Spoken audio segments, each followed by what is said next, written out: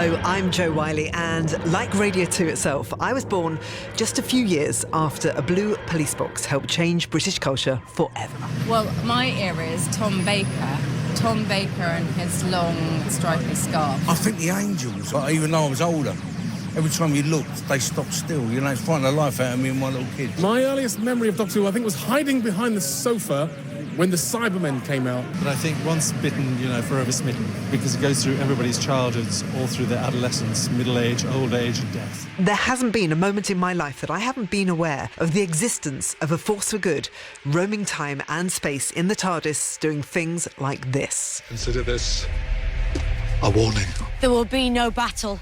I speak on behalf of all of humanity. Because if you don't call this off, then I'll have to stop you. And what stands between you and them? You get one warning. Get off this planet. And never return. Or you still have a choice. Doctor? What doctor? Doctor who? Why don't you come with us? In that old box. We can travel anywhere and everywhere in that old box, as you call it, regardless of space and time. Over the next 2 episodes, I'm going to hear from actors, writers and fans as we unpack the Whoniverse to find out how the changing attitudes of Britain have been reflected through the prism of the TARDIS. From race to reality TV, from workers' rights to Peter Andre, the show has helped shape how we view the world. New Doctor Ncuti Gatwa. I just find the show to be the most beautiful form of escapism. Like, you forget about all your worldly troubles and you get to go to space. I'm following some very, very big footsteps, and so I'm just hoping that I fill them up. From Westminster to school classrooms, Doctor Who has seeped into our collective consciousness, to the point that even people who have never watched a second in their lives know this. I mean,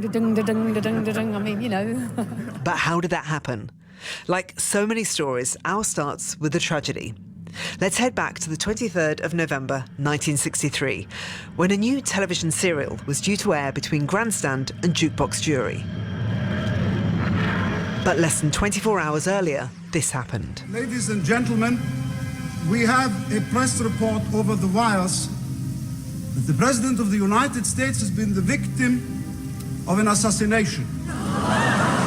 JFK's death nearly proved a cataclysmic time for the series before it had even begun.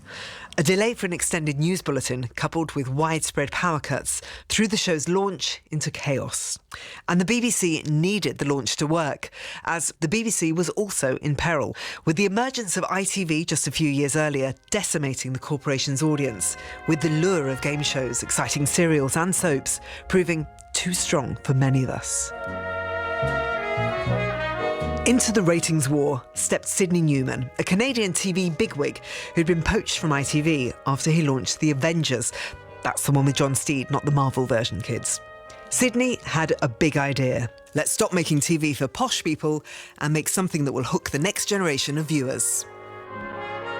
Why not give this new show to the youngest producer in BBC TV, the only woman in the role, Verity Lambert? Because of its beginnings, we were rather left alone to do what we wanted. It didn't have the sort of standard format of any show. You could almost do anything. My brief was to make it for children of 8 to 14. And, I mean, I hadn't got any children, and therefore I made it for me, really. I know! The BBC have left a woman in charge of the TARDIS. They are ruining Doctor Who already, and it hasn't even started yet. Waris Hussein. I'm afraid when I read them, I was appalled. How could I direct a piece that dealt with cavemen looking for fire called Cal, Her, and Ugh without being amusing? So you can imagine I approached Verity Lambert with great trepidation. I walked into her office, and that's the first time I met her. And I said, hello, what do we do with this? And she said, we do the best we can, Waris. The reviews of the first episode were not great. The spaceship, for some unexplained reason, looks like a police box in a dusty desert. I hope this will be explained later. Well, we may be 60 years too late, but the reason it was a police box was... We made a decision, which was actually really because of money. We found it as a blue police box in England in the 60s, but it was supposed to change into whatever, wherever it went, but that was terribly expensive. With no iPlayer, DVDs or even VHS, missing the opening episode of anything was potentially terminal. Audiences were creatures of habit. If you earned their loyalty, huge viewing figures were possible. If you didn't, you were sunk. So the BBC made another radical decision. On the 30th of November 1963, they repeated the first episode of the series directly before the second episode, and 6 million people tuned in, allowing them to become acquainted with another trailblazer's work. No, not Ron Grainer, the man behind the Steptoe and Son theme, who also wrote the iconic Doctor Who score, but an unknown sound engineer called Delia Derbyshire. Well, the first stage in the realisation of a piece of music is to construct the individual sounds that we're going to use. To do this, we can, if we like, go to these sound generators here. First, there's the simplest sound of all, which is a sine wave. As you see on the oscilloscope, it has a very simple form and has a very pure sound. Delia joined the BBC in 1960 as a trainee assistant studio manager. Having been rejected by Decca, where she was told that women were not employed in their studios. A more complex sound still is white noise. In 1962, she requested a transfer to the BBC Radiophonic Workshop. And it was there, in a cramped room at the Maida Vale Studios, that the 25-year-old wonder kid completely reinvented Ron's idea. He scribbled a few bars on a piece of manuscript paper he'd torn off from the top of something else he was working on, leaning against this filing cabinet in the office, gave it to Delia Derbyshire and really disappeared. Ron saw the visual titles and wrote the score with sort of abstract things on, like sweeps and swoops and wind bubble, all sort of beautiful descriptions. About a month or so later, Delia had finished it, and Ron came and listened to it and said, "Gosh, did I really write that?"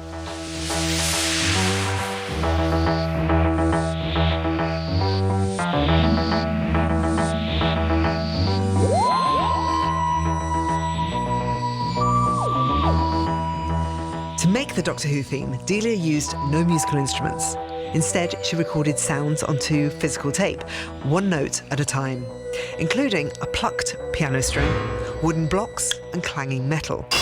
She then cut up the tape, adjusted the tempo and spliced it together to create the eerie, futuristic music. By the end of the second serial, viewing figures had leapt to over 10 million, thanks to the emergence of the Daleks. You will move ahead of us and follow my directions. This way. Here's how the Daily Mail covered the origin of the Daleks back in November 1964. The operation of the Daleks is conducted by a remarkably attractive young woman called Verity Lambert, who, at 28, is not only the youngest, but the only female drama producer at BBC Television. The fact that articles were being run in national newspapers about the baddies from a children's TV programme shows you the extent to which Doctor Who had captured the attention of the nation. And talking of nations, it's time to introduce you to Terry Nation, the Daleks' creator. What I wanted was not a human-looking monster. I had seen a Russian ballet troupe. They were called the Georgian State Dancers. The girls wore dresses that went right down to the floor, actually touched the ground.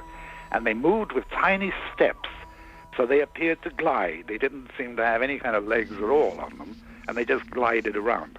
And the story gets stranger than that. You see, Terry wanted to be a stand-up comedian, but no matter what he wrote, the audience never laughed.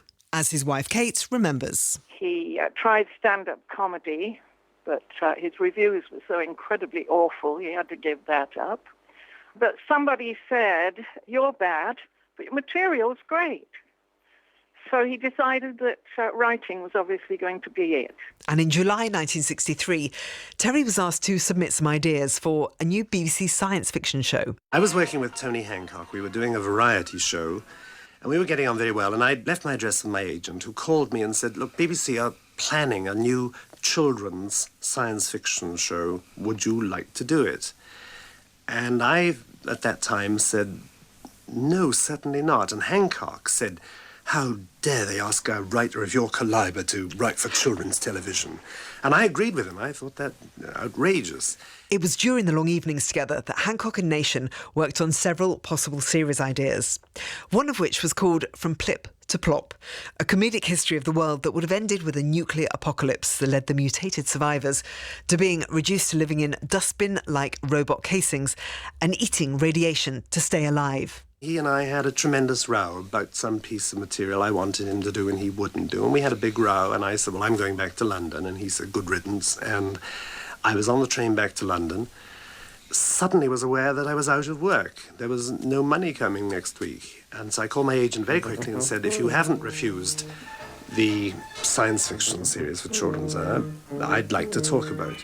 Who knows how much the ideas overlapped, but according to biographer Cliff Goodwin, when Tony Hancock saw the Daleks, he shouted at the screen, "That bloody nation, he's stolen my robots."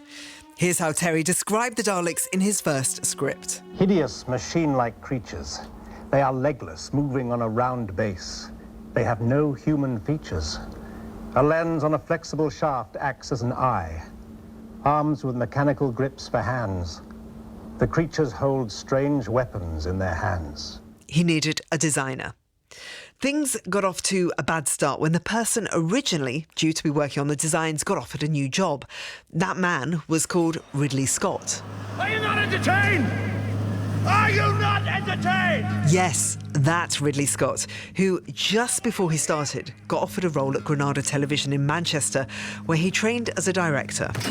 So in stepped BBC staff designer Raymond Cusick, who, famously inspired by a pepper pot, knocked up a design. His original plans for the monster were more elaborate than the final designs, consisting of free-roaming arms moving in every direction. But the constraints of a budget of £60 per Dalek meant that he had to rein in his vision and look closer to home for parts, which is how the iconic sink plunger became a part of television history. Exterminate! But though the design of the Doctor's new adversary had come together, there was another problem for Verity Lambert and the Doctor Who team. One of the only rules their boss, Sidney Newman, had insisted on for the series was this. And one absolute rule I laid down was there'd be no bug-eyed monsters. None of these creepy, crawly things from outer space, the usual nonsense of science fiction stuff. And then she came out with this Dalek business, and I was livid with anger. And she said, but honest, Sidney, they are not bug-eyed monsters. They were once living creatures with brains, and their brains had become so large, their bodies had atrophied, and they needed the metal casing to support the brain. And well, we all know how that turned out. In short, it was the Daleks that really made Doctor Who. The Daleks made their TV debut on the 21st of December 1963 in the second Doctor Who serial, at a time when Beatlemania was sweeping the nation.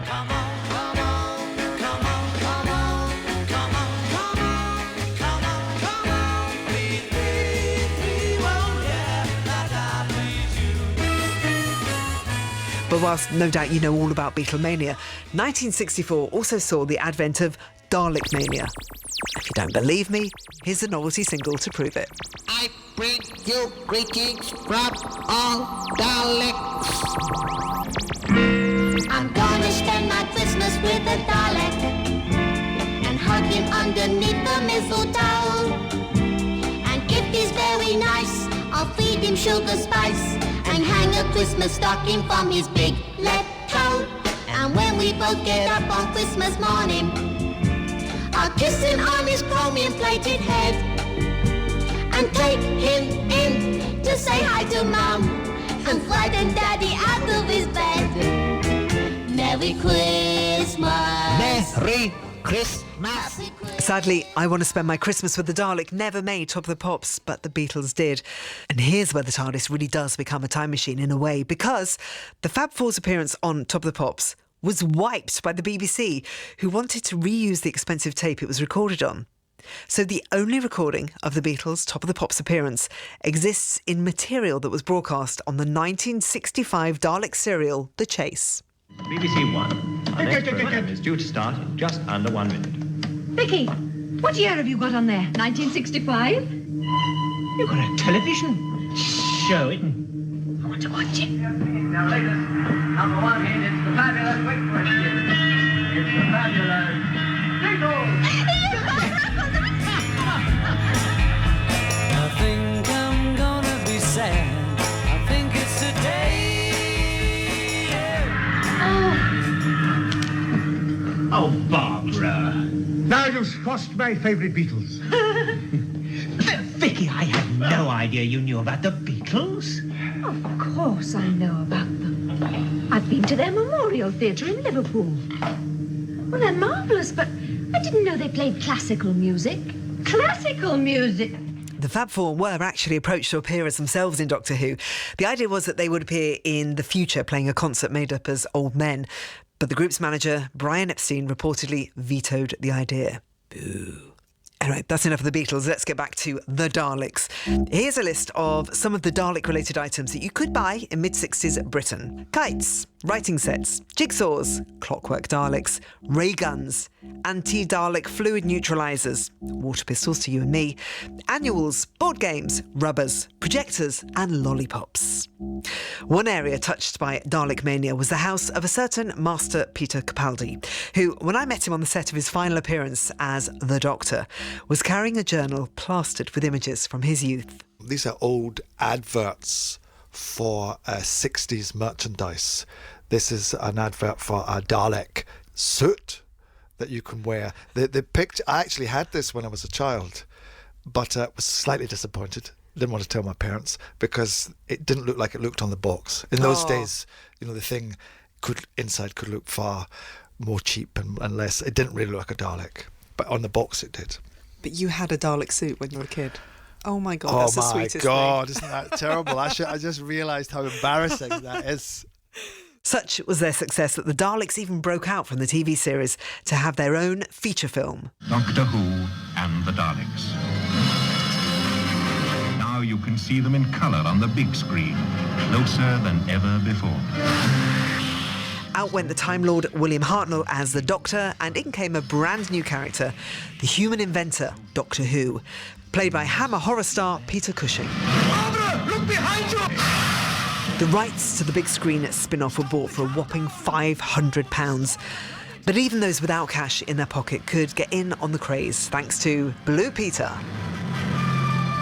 Well, I got 3 Daleks here this afternoon. A little less frightening, I think, than the big ones. These you can eat. But despite the best efforts of Valerie Singleton and the Blue Peter crew, Dalekmania started to wane. As did the Doctor Who audience. Over the course of the 3rd series of the show, audiences fell from nearly 10 million down to 5. And to add to the show's woes, the Doctor himself was not well. Lead actor William Hartnell was suffering from arteriosclerosis, which was hampering his ability to learn lines. As former companion Peter Purvis remembers. By the time I joined the show, he really was having difficulty with words. It almost defined the character. The character grew out of being annoyed with himself and everything else. When he got it wrong, he was angry with himself, and it made him play it in a certain way. By the end, by the time he left, it had almost become a parody of itself, I suppose. The team needed a radical idea, a reboot, or as they called it, a regeneration. His face, his hair, look at it! He's breathing. The Tardis seems to be normal. Then what are we going to do? We can't just leave the Doctor there. But him? The Doctor? Well, that's who came through the doors. There was no one else outside. Ben, do you remember what he said in the tracking room? Something about this old body of mine is wearing a bit thin. So he gets himself a new one? Well, yes. Do me a favour. In came Patrick Troughton, a character actor who had appeared in lots of popular shows from the day. Having established that the Doctors could change, that they could transmogrify into another aspect of this particular character, then there was no real limit to the number of Doctors, or the sex of the Doctors, or the race of the He was a whirlwind of an actor who made the role his own almost instantly. Thank you very much. That's very civil of you. And set the template for the likes of Matt Smith in the modern era. This is how the 2nd Doctor dealt with the death of his companion, Victoria's father. It's a great leap forward from the previous era's emotional range. I shall never forget him. Never. No, of course you won't. But, you know, the memory of him won't always be a sad one. I think it will. You can't understand being so ancient. Eh? I mean old. Oh. You probably can't remember your family. Oh, yes, I can when I want to. And that's the point, really. I have to really want to bring them back in front of my eyes. The rest of the time, they sleep in my mind, and I forget. And so will you. Oh, yes, you will. You'll find there's so much else to think about, to remember. Our lives are different to anybody else's. That's the exciting thing. Nobody in the universe can do what we're doing. Whilst that aspect of his portrayal felt thoroughly modern, in his desire to avoid ruining his career by being typecast as the Doctor, Patrick only narrowly avoided a costume decision that would have tainted the entire show, as he told Pebble Mill. Well, we had to do something a bit different. My original idea was to black up and wear a big turban and brass earrings and a big grey beard and do it like the Arabian Nights. I thought it was a wonderful idea because, you see, when I'd finished, I could shave off, take the black off, take my turban off, and nobody would know who I was. Now, this was a time when white actors were often playing roles outside of their colour. Laurence Olivier had just been lauded for his Othello. In fact, we would have to wait until 1997 for the first black actor, David Harewood, to play Othello at the National Theatre. So whilst abhorrent to us, it was a thought that was entirely conceivable in that context. Fortunately, the producers stepped in, and instead it was decided that the second Doctor should take inspiration from Charlie Chaplin and would appear as a cosmic hobo. Try to give us a smooth take-off, Doctor. We don't want to frighten her. A smooth takeoff? A smooth take-off?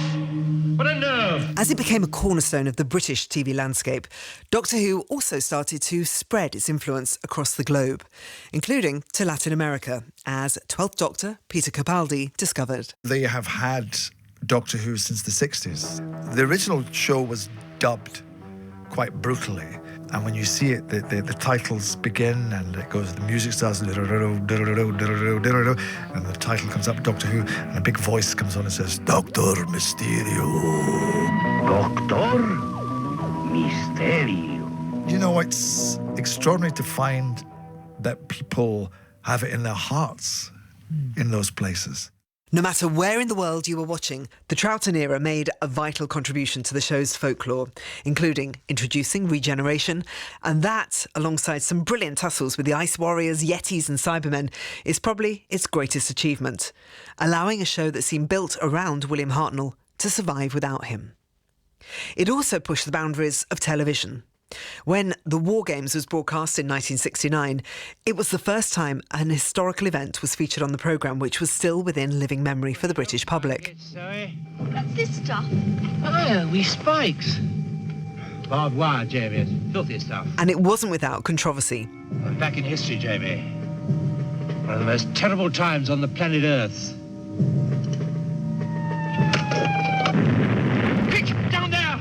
Presenting World War I soldiers as brainwashed pawns was a significant moment in British broadcasting. And a hook. However, despite pushing boundaries, the show's future was still not secure.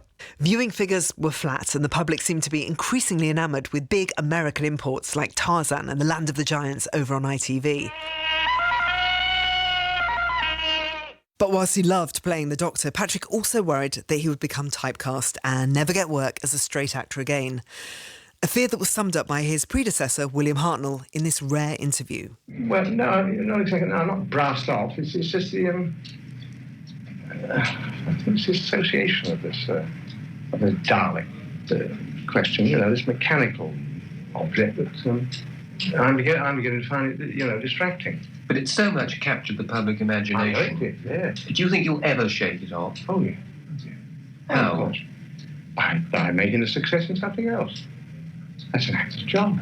So Patrick made the decision to end his time in the role. We have accepted your plea that there is evil in the universe that must be fought, and that you still have a part to play in that battle. What do you mean, that you're going to let me go free? Not entirely. We have noted your particular interest in the planet Earth. The frequency of your visits must have given you special knowledge of that world and its problems. Yeah, yes, I suppose that's true. Earth seems more vulnerable than others, yes. For that reason, you will be sent back to that planet. Oh, good. In exile. But you can't condemn me to exile on one primitive planet in 1 century in time? Besides, I'm known on the Earth. It might be very awkward for me. Your appearance has changed before, it will change again, and that is part of the sentence. You can't just change what I look like without consulting me. You will have an opportunity to choose your appearance. Oh. A change in the Doctor's appearance coincided with a massive leap forward for British broadcasting. And so, as the new Doctor tumbled out of his TARDIS on the 3rd of January, 1970, he did so in glorious Technicolor. What do you think of my new face, by the way? Oh, I wasn't too sure about it myself to begin with. It sort of grows on you. Very flexible, you know. Could be useful on the planet Delphon, where they communicate with their eyebrows. As the BBC and ITV made the leap into Technicolor, the producers decided they wanted someone larger than life to steer the ship. Ladies and gentlemen, we present the Navy Lark with our 3 stars Dennis Price, Jon Pertwee and Leslie Phillips. In steps Navy Lark star Jon Pertwee. I did a show called The Navy Lark, and 1011's one of the companies said, why don't you put yourself up for Doctor Who? And I said, well, why would they have me as sort of eccentric comedy actor? And they said, well, I think you'd be good. So I rang my agent, and there was a terrible pause on the other end of the telephone, and there's silence. And I said, Richard, are you there? He said, yes. And I said, forget it. I'm sorry. I should have known. It's not perhaps a very good idea. He said, no, I don't think it is, but I'll ring up if you like. So he rang up the Beeb, and he said, I've got an idea for the next Doctor Who, one of my clients. And they said, well, who is that? And he said, well, Jon Pertwee. And there was another long pause, and he said, yes, I quite understand. He said, I had exactly the same reaction. They said, no, we're staggered. Our jaws are hanging open. Jon Pertwee is number 2 on our shortlist. And evidently I had been for months without my having any knowledge of that at all. I had no idea. Though that almost didn't happen, as around a year earlier, Jon had been offered another role that would go on to be iconic. What was it? Don't tell him, Pike. Indeed, the world could have been quite different with Jon Pertwee as Captain Mannering. Imagine that. But luckily for us, he turned it down, though his cousin Bill did go on to play Chief Warden Hodges in Dad's Army. Ruddy hooligans! As you heard in that clip earlier, the Doctor was forced to regenerate, exiled to Earth and barred from leaving in his TARDIS, which, depending on how you look at it, was either a punishment from the Time Lords or a budgeting decision by the BBC. With a rather more mundane setting for the episodes, the producers had to find a new way to generate excitement. Of course, this was the start of the 70s, and it turns out Carl Douglas wasn't the only one who spent their time kung fu fighting. The computer is a threat to you, isn't it? Prove you wrong. Now give me that microscope. I have it! Doctor! What on earth do you think you're doing? Venusian karate. It's very effective.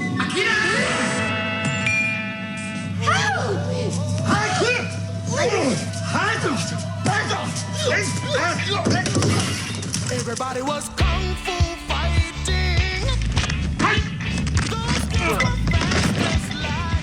Venusian Aikido, gentlemen. I do hope I haven't hurt you.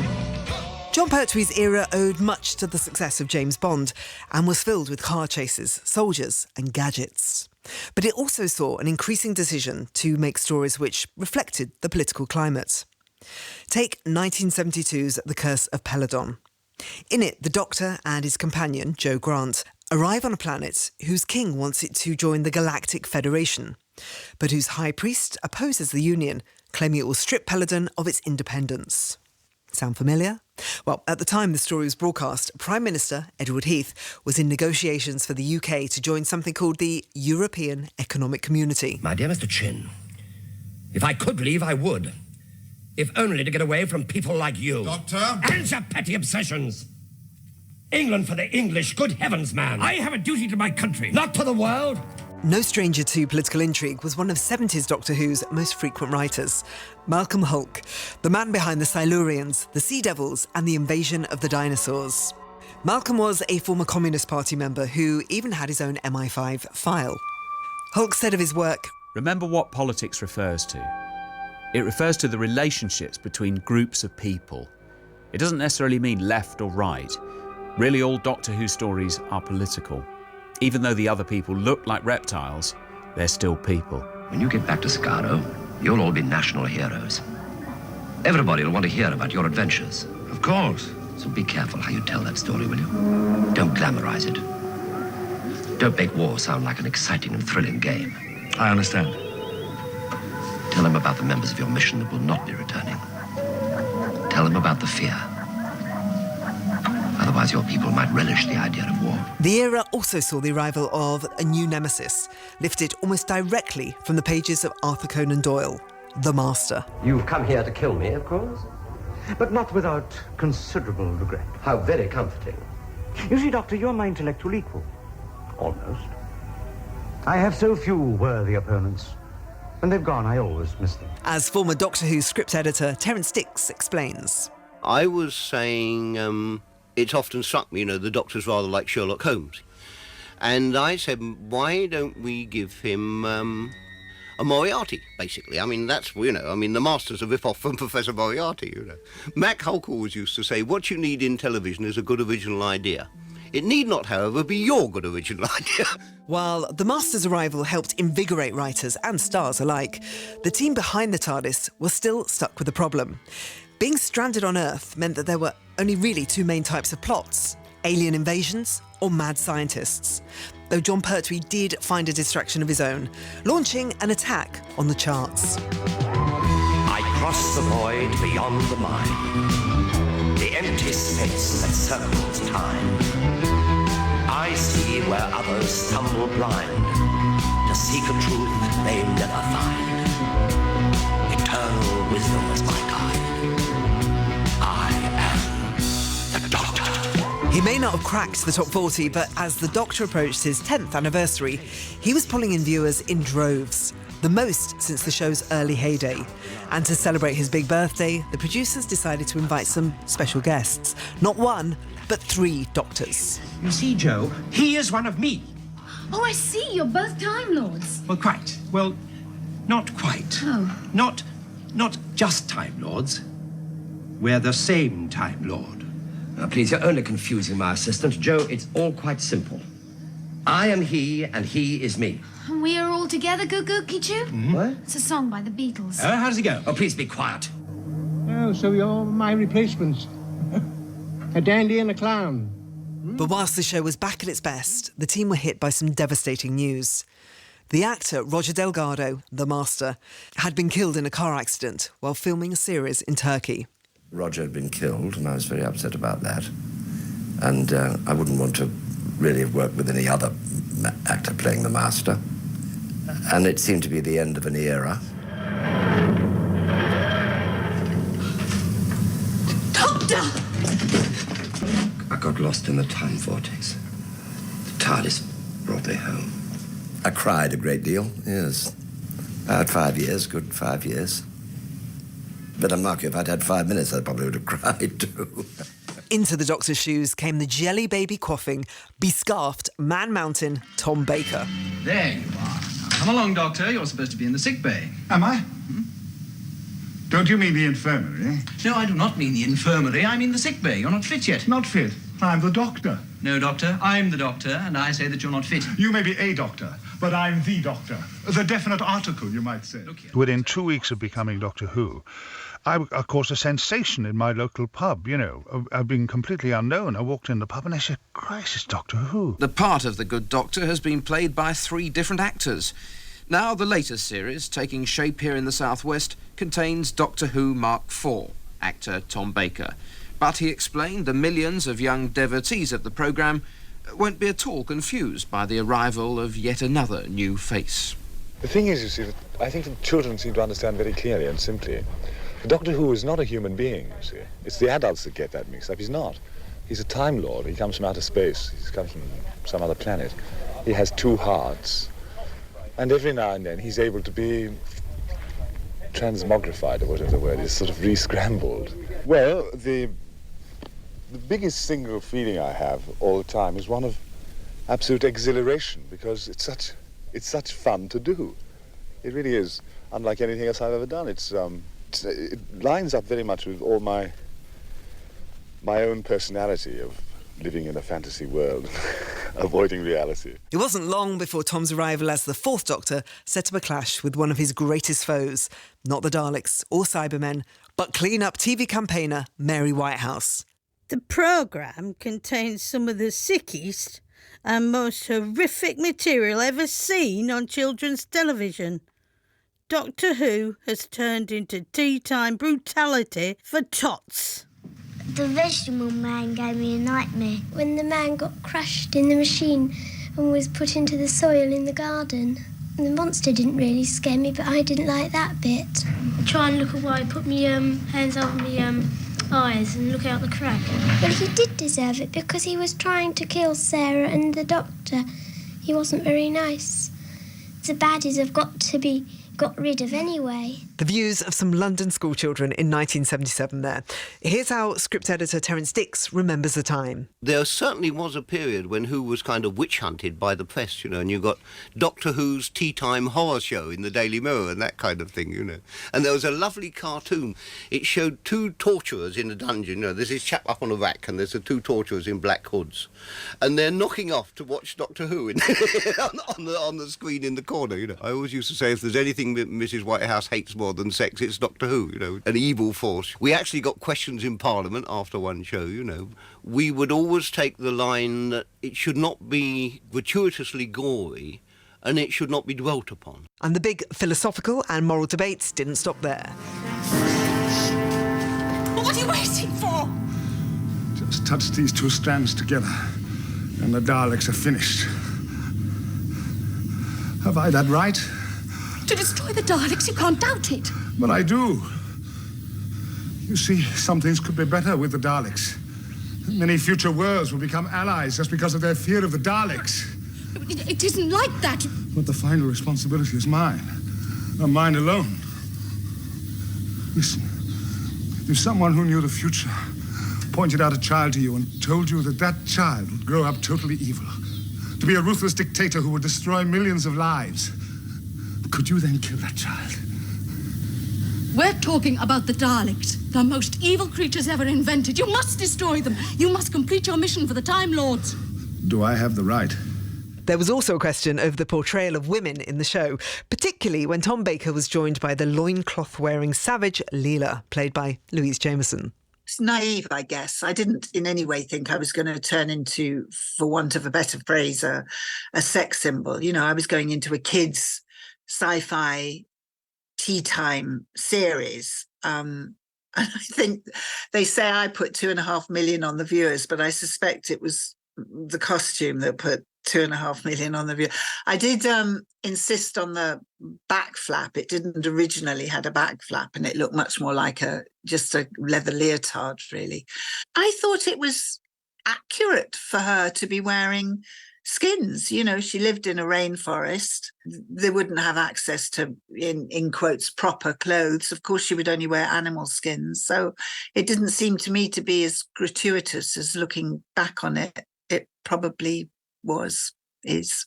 Here's how one female viewer felt in the 70s. I think that the mortal women have been done down in rather a Hollywood way as well. They always trip over or make a noise or generally spoil the whole show. And I feel even with the oncoming of women's lib, it still hasn't changed very much, even the girl companions these days. Here's how Louise Jameson views the role. There were a few scripts where I had to cross out Leela screams, Leela is terrified, Leela's, and I had to cling on to the character a wee bit. I never did sprain my ankle, so that was, I did manage to stay intact physically. We were on the crest of a feminist wave, weren't we? Mid to late 70s.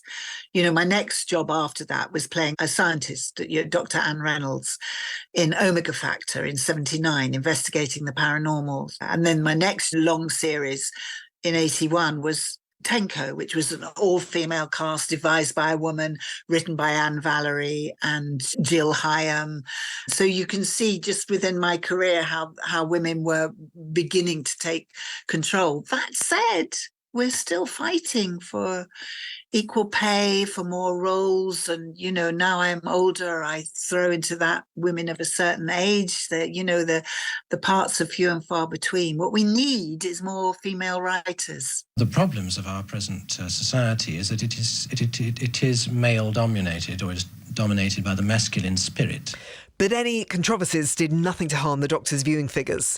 In fact, when Hitchhiker's Guide to the Galaxy author Douglas Adams' story, City of Death, hit the screens, it clocked up a whopping 16 million viewers, the highest in the show's entire history. That story also featured one of the all-time great Doctor Who cameos, as Eleanor Bron and John Cleese confused the TARDIS for a piece of modern art. For me, one of the most curious things about this piece is its wonderful afunctionalism. Yes. I see what you mean. Divorced from its function and seen purely as a piece of art, its structure of line and colour is curiously counterpointed by the redundant vestiges of its function. And since it has no call to be here, the art lies in the fact that it is here.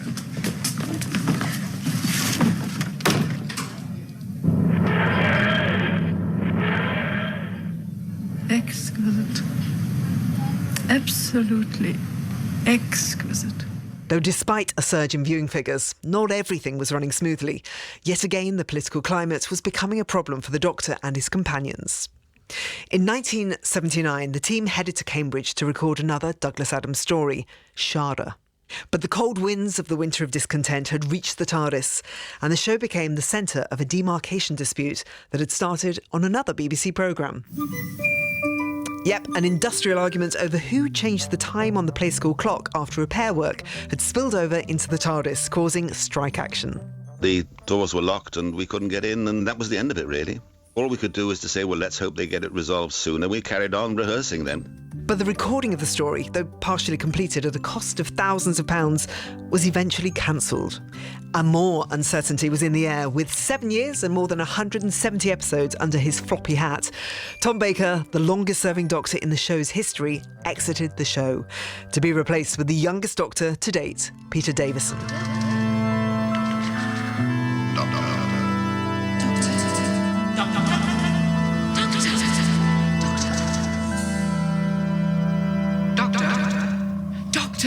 I remember being so distressed when I watched that. It's the end. But the moment has been prepared for. The Watcher! Oh yeah, I was the first Doctor who grew up watching Doctor Who. So to me, I was being offered a part that was a childhood hero of mine. He was the Doctor all the time. I think looking back on it, I was virtually in shock for the first 3 or 4 days. I didn't say yes straight away, and I had to think about it because I just couldn't quite come to terms with it. I think I always knew deep down I would say yes to it. I'd often thought about being in Doctor Who since I became an actor. Never dreamt in a million years I'd actually be offered the part. 29-year-old Peter Davison was already an established television face through All Creatures, Great and Small. But it wasn't just the Doctor who was changing. So were the TV schedules.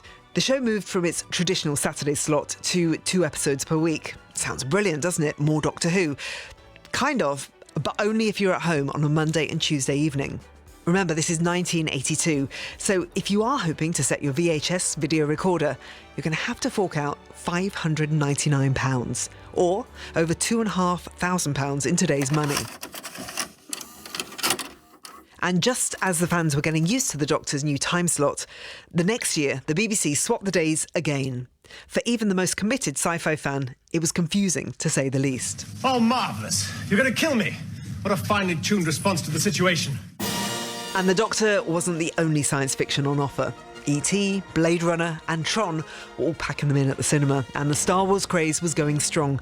But not that that put me off. In fact, when I started at Brighton Polytechnic, I joined just the one club, the Doctor Who Appreciation Society.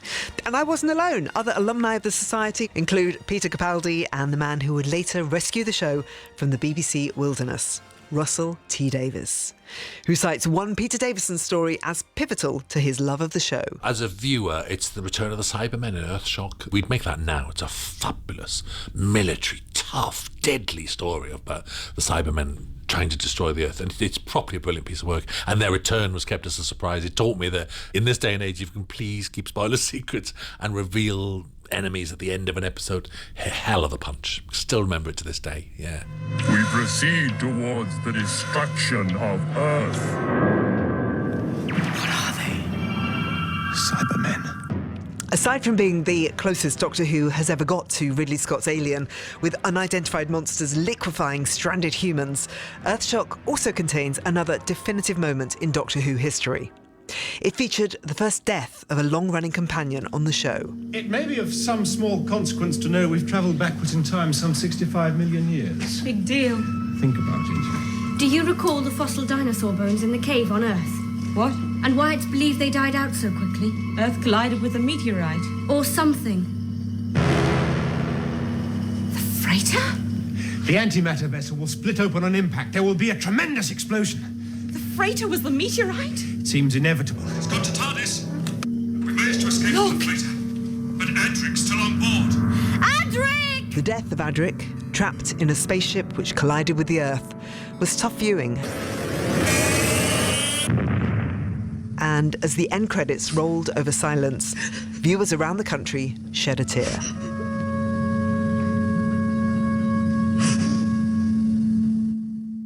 And it wasn't only Adric's ending that was predestined. From the day he accepted the role, for Peter Davison, the clock was ticking. Patrick Troughton said to me before I started, just do 3 years and then move on. And I think that helped a great deal. He went out on a high with The Caves of Androzani, a story that often vies with Earthshock at the top of the fans' votes for Best Fifth Doctor Story. Is this death?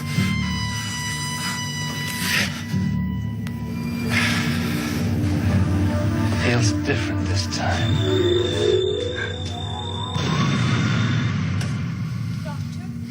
You're expecting someone else? I... That's 3 eyes in one breath. Makes you sound a rather egotistical young lady. What's happened? Change, my dear. And it seems not a moment too soon. But in the world of Doctor Who, not all change is for the better. Colin Baker had barely pulled on his costume before BBC management were on the warpath. And the BBC didn't seem to love it at all. I mean, the love that's lavished on the show now, that's what we oldies are envious about.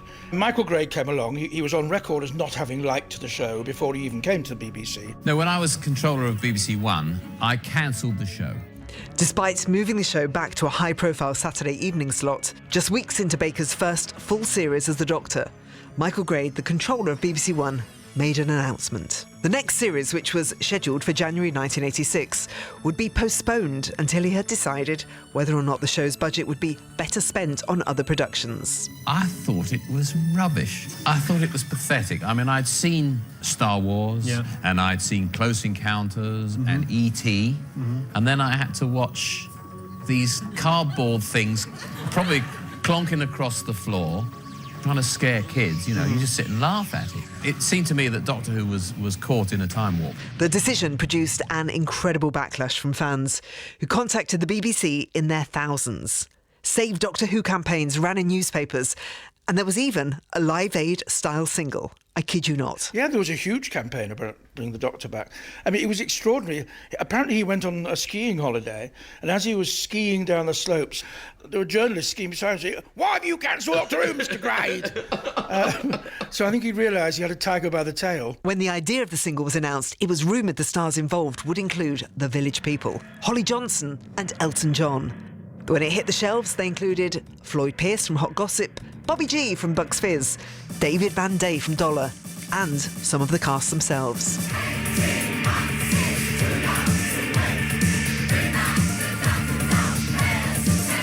was a cold, wet night in November, 22 years ago.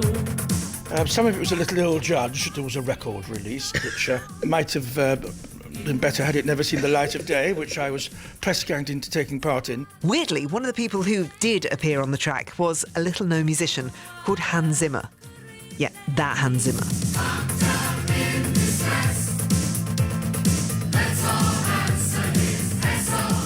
The initial postponement turned into an unprecedented 18-month hiatus for Doctor Who. But after immense public pressure, Michael Grade allowed it to return. In came new assistant Mel, played by Bonnie Langford. The whole thing of me being involved with Doctor Who was rather peculiar because I knew John Nathan Turner, the producer, socially. And I knew a lot of people that were going into the show as guest stars. And I said, oh, well, I'll do that one day. And he took me at my word and just literally sort of offered me this job. So I didn't have any of the sort of preamble that many other people have, which is going into a show, having either had an audition process or watched it or had some kind of screen test. I didn't have any of that. And so my first day was rather odd because I knew Colin outside. I knew everybody from outside. And being in this environment was very, very different and very serious and quite tense. It was the old days where you used to rehearse at what we call the Acton Hilton, but it was the BBC rehearsal rooms in West London. And there was obviously some kind of tension in the air. The show was not in a good place and was not being continued. And so there was a lot of sort of behind-the-scenes anxiety. It seemed that cancellation was back on the cards, but Michael Grade made a decision. Doctor Who could go ahead, but on one condition: that Colin Baker was removed from the role. This begins to have all the hallmarks of a conspiracy.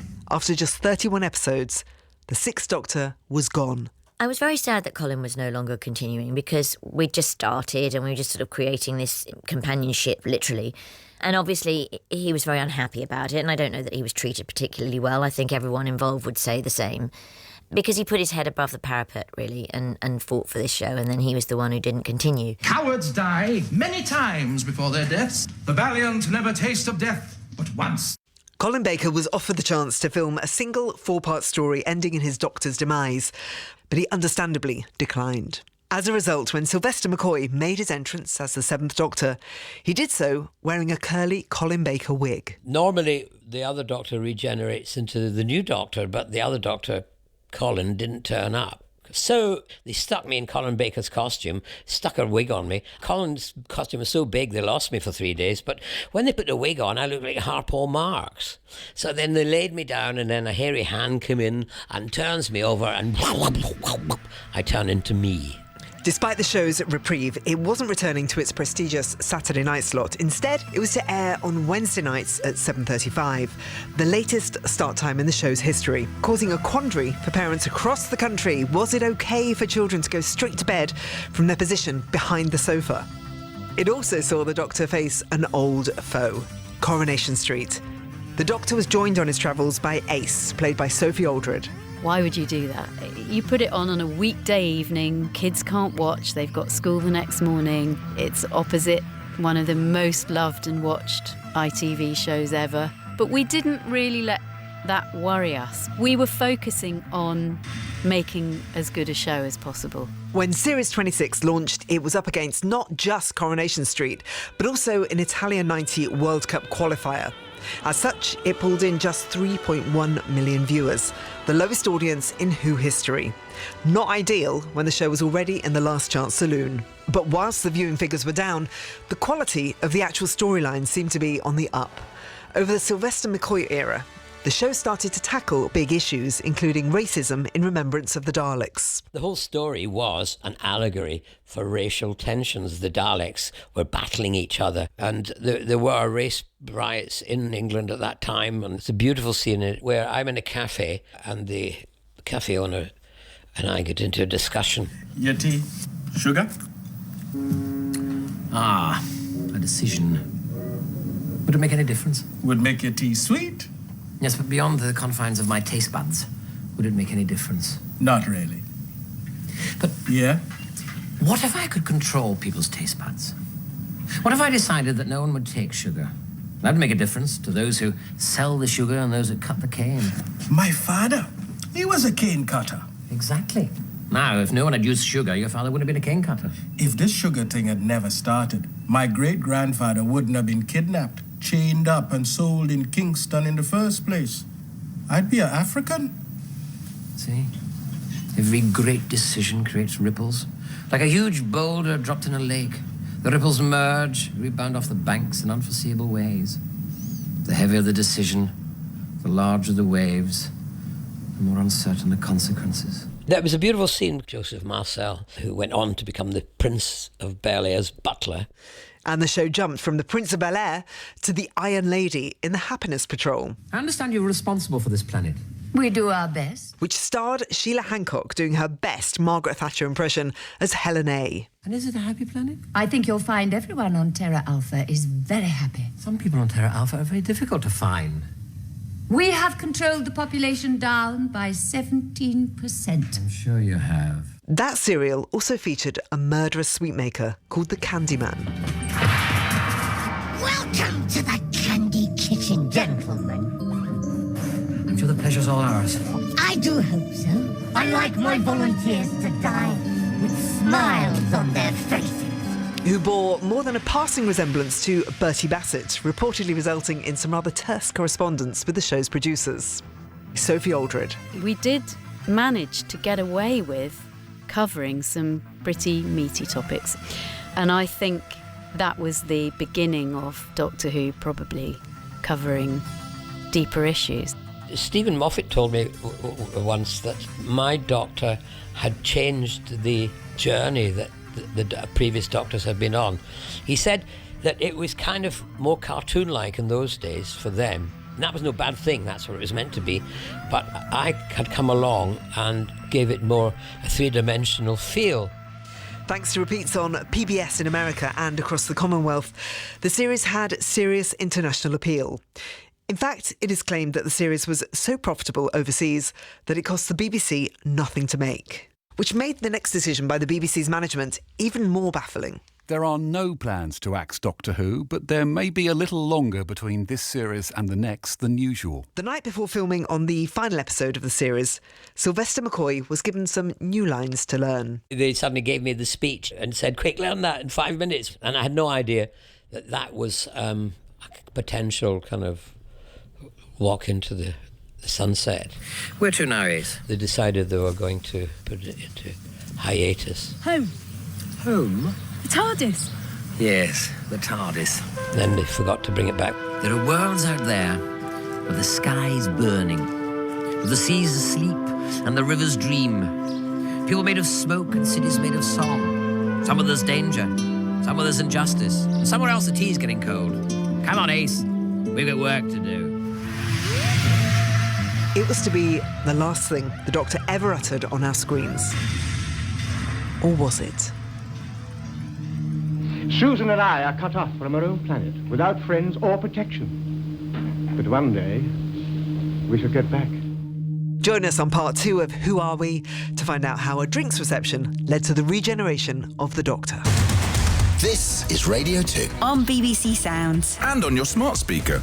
Play BBC Radio 2.